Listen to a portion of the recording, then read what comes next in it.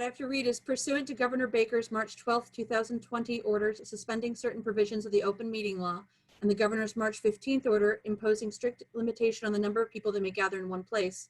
This meeting of the Hubbardston Board of Assessors will be conducted via remote participation to the greatest extent possible.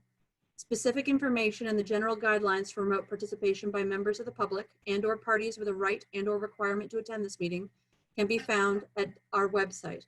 No in-person attendance of members of the public will be permitted, but every effort will be made to ensure that the public can adequately access the proceedings in real time via technological means. In the event that we are unable to do so, despite best efforts, we will post on the town's website an audio or video recording, transcript, or other comprehensive record of proceedings as soon as possible after the meeting. Now you can begin your meeting. Thank you. All right.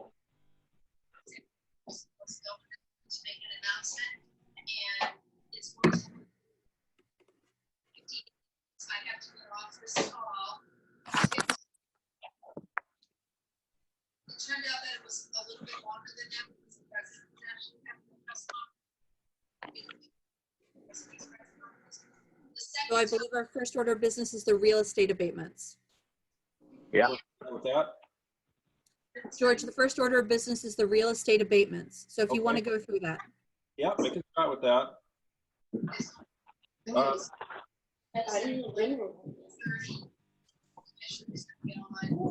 We only have 2 abatements left out of all the ones we've already done. The first one I have is for 33 Ragged Hill Road. Do you guys have all that in front of you? No. No. No. It was all sent to them through DocuSign, George. Okay. So without George, I was unable, I got on DocuSign, but it wouldn't download the different abatements. You know. I So don't. you want to go read it, and I can give you my opinion. Okay, well, the first one is 33 Ragged Hill Road. There was only the woman that has this property. It's a big ranch. She's currently assessed at $350,900, and I ran comparables, which I should be in your package, which you printed out, unless you weren't able to do that. Does anybody have the comparables that I did? Well, what's she looking for an abatement for? She's been here before, but what I found is when we were doing the reval, there was a couple things that came to light. She thinks the property is worth something around 300, but my comparables are showing 340,000. Let's see, I've got the comparables here, but 340,700 is what I'm coming up with, and what I found in an error on her card was that she was being charged incorrectly for cathedral ceilings. We don't do that. I don't know why that was. That's something that's been lingering from years ago. Yeah.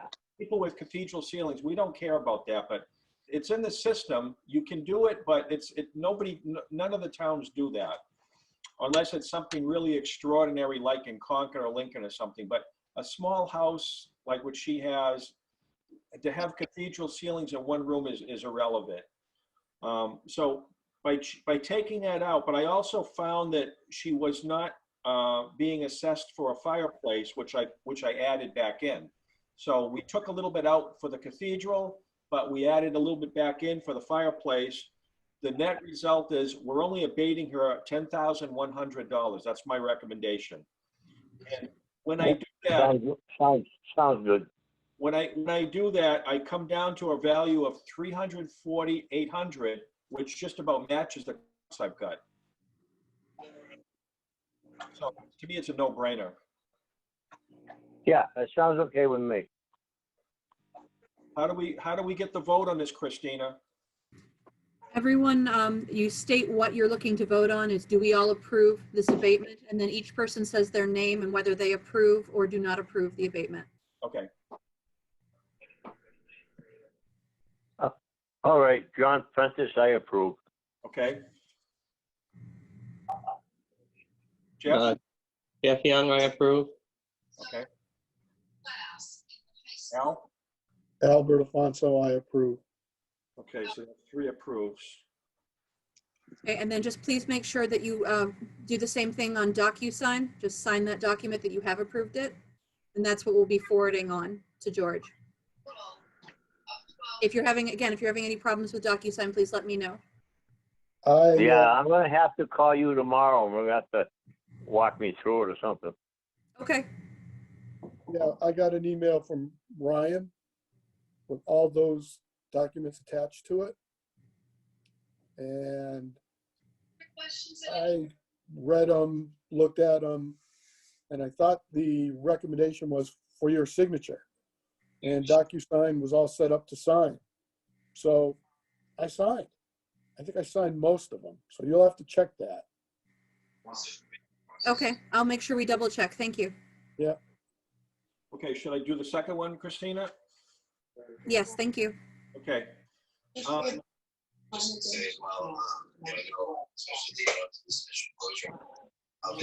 Just in the meantime, while, can you guys mute your microphones until you're ready to talk? That way we don't get all that feedback.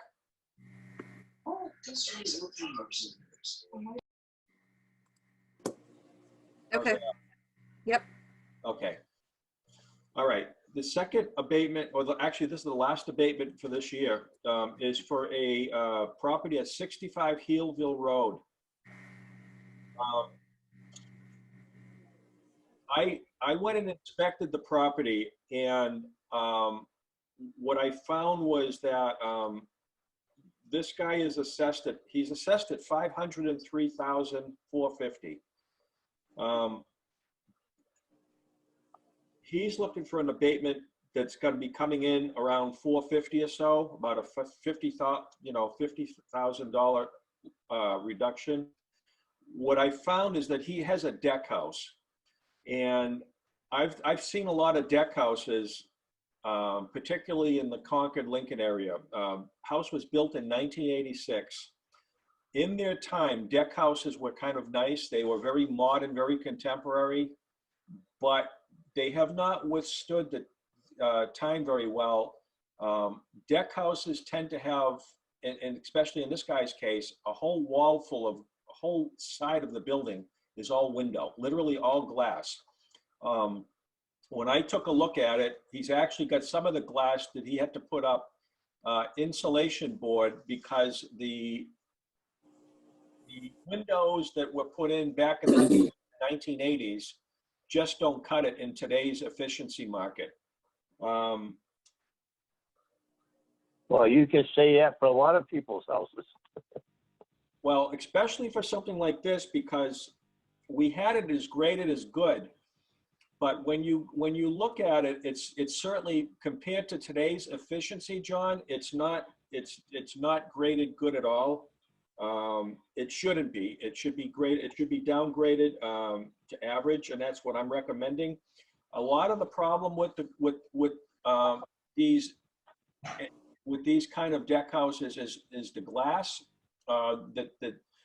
The insulation breaks between the panes of glass, the layers.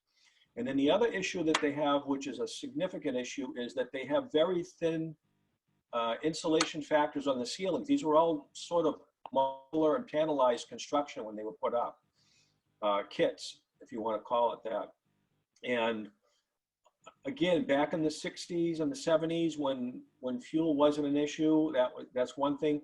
But these kind of buildings have not withstood the test of time in terms of being able to withstand over many years. And so now some of these houses, and I ran into this a lot when I was in Lincoln, a lot of these buildings have, their insulation factors have been breached, particularly when it comes to the windows and the glass. And if you were to go and replace those with all new windows, Anderson or any company, you'd be spending in the hundreds of thousands of dollars just to replace the glass in these buildings. So all I'm doing is I'm just suggesting that we just drop the grade from good to average. It knocks about $44,000 off of his value. He's still going to be assessed at $458, $450. I think that's the fair thing to do, given the fact that it's an aging, contemporary type of house that that I've seen a lot of problems with, and we've seen a lot of problems with throughout the state too. Anybody who has these kind of houses. So that's my recommendation on this guy.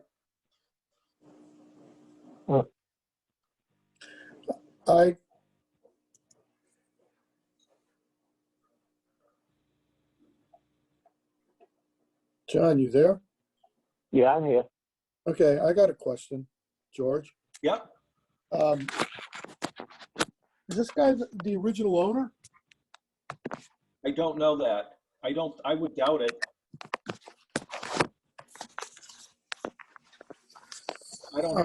I don't have the card in front of me, Al. Is this house down towards Moosehorn? He has, Just yeah, way off the road? he does have waterfront in the back, but it's sort of like not so much waterfront as it is swamp. Right. Unless that's Constaglia's old house. Is there a detached garage on the property? This is Steiger's house. Gonzalez Steiger, that's who this is. No, I'm thinking, trying to think. Yeah, there is another I was- building. There's a detached garage with a small, like a little in-law unit above the garage. Right, that's not supposed to be there. Yeah, he was talking about getting something. He doesn't have the frontage for that. Yeah, I had to drive down. Long driveway. Yeah, it's I wouldn't say too long, but it was very ruddy, very bumpy because I went down in February. And when I went down there, there was nobody in the other building, but he's got some sort of an in-law apartment over the garage. Right, he was supposed to, when we went and looked at it after this place was first built, Yeah. Just discovered he didn't have the frontage for that apartment on the garage. And they were told to basically dismantle it, take all the utilities out, Really? plumbing and whatnot. I don't know if they ever did, but No, it looks like there's still a working apartment over the garage. yeah. So I think, It wasn't the garage I was looking at. I was concerned. yeah, about. I know the house. Okay. So if you go around the back of the house is so the part that's facing water that you're talking about, that whole side of the house is all glass. Right. And there's a couple of those big panes. These are like panes of glass that are like 8 feet high. There was a couple of them that had like Owens Corning panel board in place of, next to the glass to try to keep it warm because the insulation factor in those glass panes have been long gone breached. George, I understand what you're saying. Yep. What's the loss of revenue from the 5+ to the 460 or 450 you're recommending, please? What's the difference in revenue? Okay, let me figure it out real quick. Thank you. Because it's $44,000, I'm recommending we drop it. Right. About $700. That's it? Yeah. Okay. But let me ask you one other question if I could, please. Yep. Let's say he is the original owner. Fair? I don't know the answer, but what? Okay. John Yeah, seems the to, original owner was Ken Stagner. He was a plumber. He had a Okay. plumbing company. Is that the guy who Okay. built it? well, for $700, it's not gonna be that big a deal. But I gotta ask you. Yep. Isn't this, situation, aren't we listening to a situation where the guy hasn't upgraded what he's got or redesigned what he has or got another contractor in there to say, I want these, I got to get rid of these. It's cheaper to get rid of the panes and glass and do something different than it is to buy all new windows. I mean, isn't this a remodeling thing versus an abatement thing? Or am I wrong in looking at it in that light? It's a good question, Al. My thinking is that if he were to get it remodeled, he would definitely keep the value that he's got now. But at what cost would it be to remodel it? Like I say, a window job of that kind of a building would be a couple of $100,000 most likely because of the amount of windows. And Yeah, but I'm saying if he got rid of the windows entirely, if he said the windows are porous, the windows aren't up to date, the Yeah. windows aren't today's standards, et cetera, and instead of a whole wall of glass, let's say he went, like an everyday house. So he could do, Put a picture window, lower end is sheetrock, picture window, and then above the picture window, straight to the ceiling is sheetrock and insulation. so he could do that. Right, that wouldn't be in the 200 figure, would it? I don't know, the back of that side of the building is pretty big. To rip that all out and have to reframe that, because you're not only are reframing it, but you also have to run wiring through it. It'd be a big job.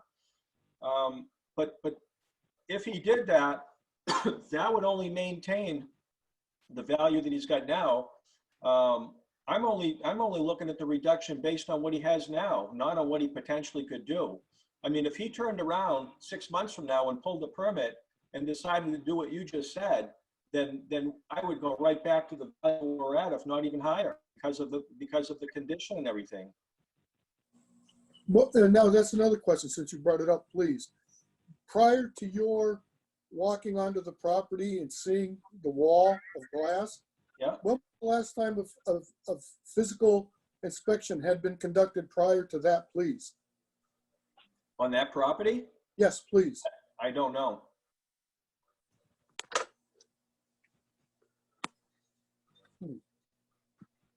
I mean, all of the properties have to be inspected every 10 years, but as far as the periodics, I'm not the one that's doing that.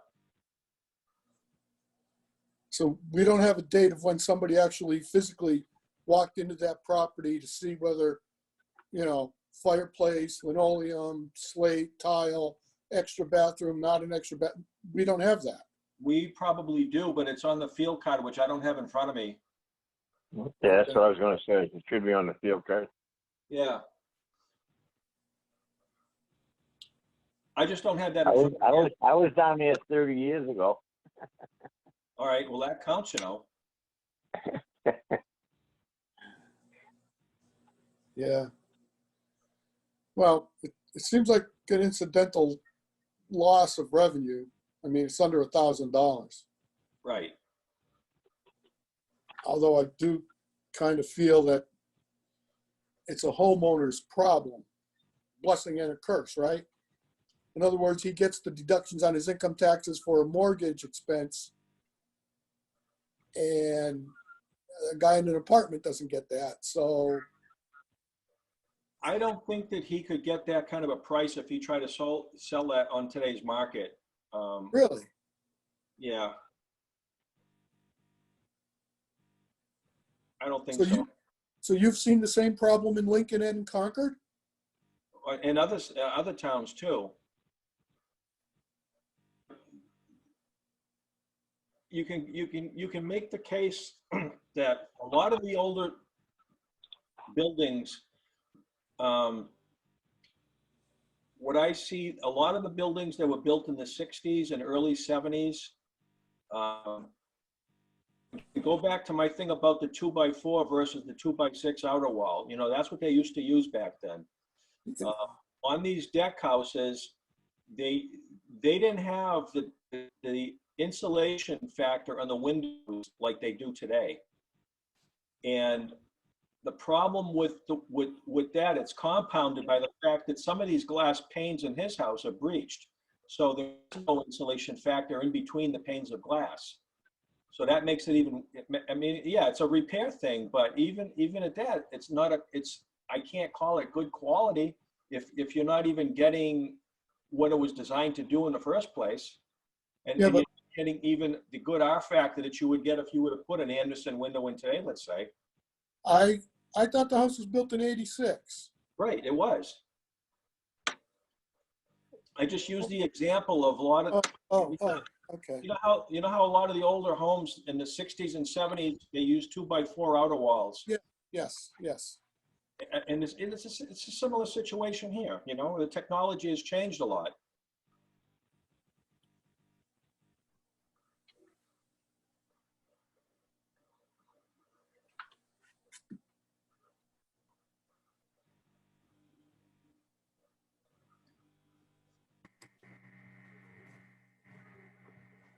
Do we wish to take a vote? Yeah, yeah. Yeah, John Prentice, I do the, yeah, I'll vote for the abatement. Yep. Jeff Young, I approve. What do you say? I approve. Okay. Al? Albert Afonso, I'll vote for the abatement. Okay, so that's 3. You guys sound good on the phone.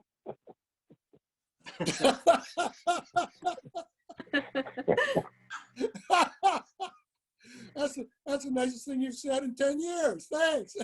We'll do this more. Let's do this more often. Okay, Yeah, so but I want to get on a picture next time. Yeah, that would be good. We'd like to see you too.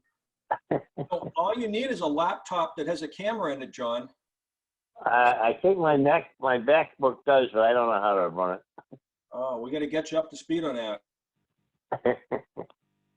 I'm lucky I get it turned on. Christina. Yes, Okay, so that takes care of the 2 abatements I had. that's right. I'll sit in for the rest of the meeting, but the rest of it is the stuff that you have to deal with, right? That's right. I gave you a list in the DocuSign documents of the motor vehicle abatements that need to be signed, as well as the commitments, which also need to be signed. Yeah, this case- I'm gonna call you tomorrow, and you have to walk me through it. Okay, that sounds excellent. I've also gotten in touch with the TA with regards to if he has a step-by-step email he could send, because he's typically in charge of the DocuSign software. I actually don't have access, but I'll make sure that you get the assistance you need. Christina, Yes, you also have a summary, I believe, of all of the chapter property from October, correct?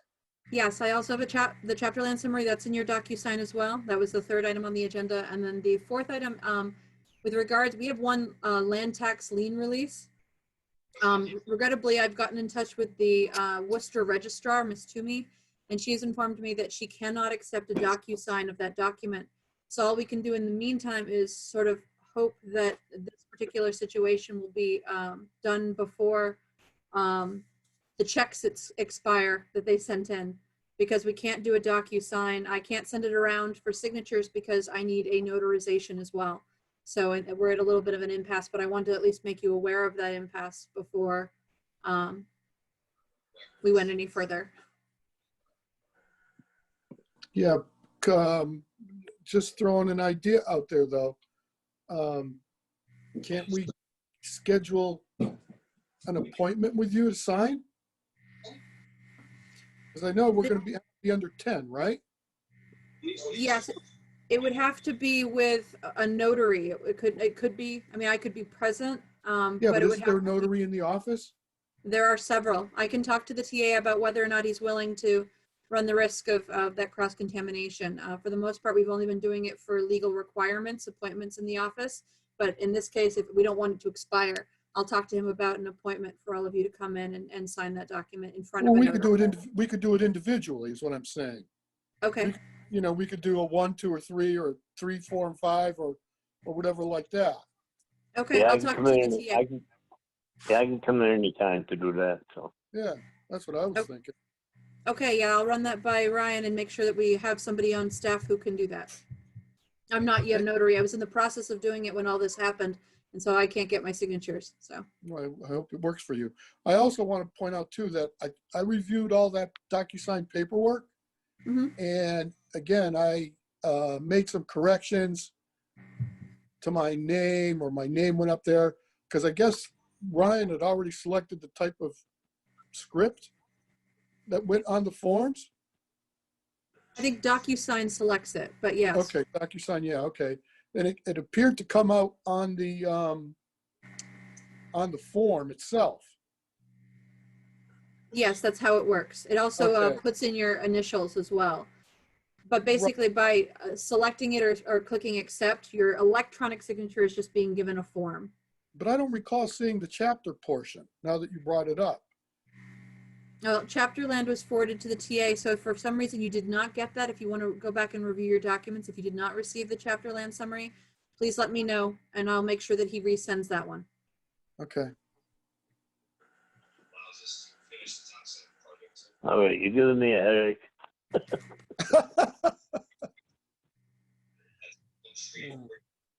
And I believe that's all the things I have for you this evening. Unless there's other matters you wish to discuss, I guess we could entertain a motion to adjourn. Motion to adjourn. Second. May I have a second? Second. Thank you. All in favor? I do need a roll call vote, please. John Prentice, all in favor. Jeff Young, I approve. And one final word, people. Keep smiling. There you go. There you go. Well, Alvin. thank you, gentlemen. Yeah.